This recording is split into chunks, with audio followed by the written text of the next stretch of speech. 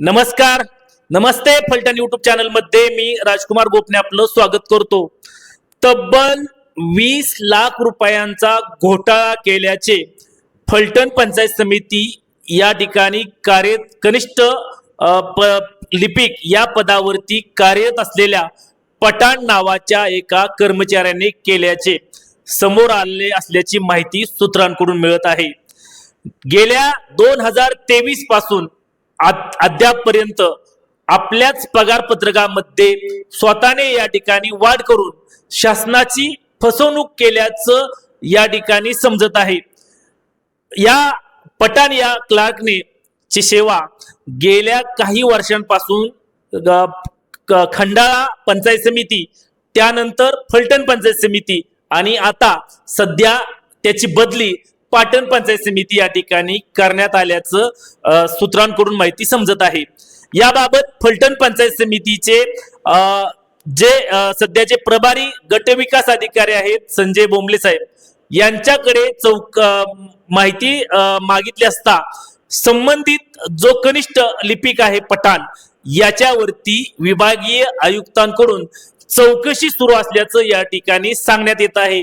मात्र गेल्या तब्बल 3 वर्षभरापासून हा जो प्रकार घडत आहे, यामुळे या प्रकरणामध्ये आणखीन कोण आहे का याबाबत साशंकता व्यक्त केली जात असून आता चौकशी मधून नेमकं काय निष्पन्न होतंय आणि या पठाणवरती गुन्हा दाखल होतोय का याकडे सर्वांचे लक्ष लागून राहिलेले आहे. या पठाणने तब्बल जवळपास 20 लाख रुपयांचा या ठिकाणी अपहार केल्याचं प्रथम दर्शनी तरी माहिती या ठिकाणी मिळत आहे. या अपहारामध्ये आणखीन कोणी पैसे वाढवून काढलेत का याची ही माहिती आता समोर येणार असल्याचं सूत्रांकडून समजत आहे. याबाबत अद्यापही कोणावरती गुन्हा दाखल झाला नसला तरी आता सर्वत्र खळबळ उडालेली आहे. संपूर्ण फलटण तालुक्यामध्ये या प्रकरणाने खळबळ उडाली असून आता जिल्ह्याचे मुख्याधिकारी एस.नी. नागराजन, त्याचबरोबर ग्रामविकास मंत्र्यांचा हा जिल्हा सातारा जिल्हा असून त्यांच्याकडून आता काय कारवाई होते का हे पाहणं अतिशय महत्वाचं ठरणार आहे. तुम्हाला काय वाटतं?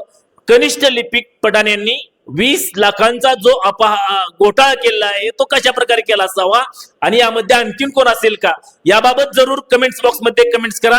चॅनल वरती नवीन असाल तर नमस्ते फलटण युट्यूब चॅनल सबस्क्राईब करा, बेल आयकॉन दाबा जेणेकरून आमचे नवनवीन व्हिडिओ लवकरात लवकर थेट तुमच्यापर्यंत पोहोचतील. व्हिडिओ आवडल्यास लाईक आणि शेअर करा.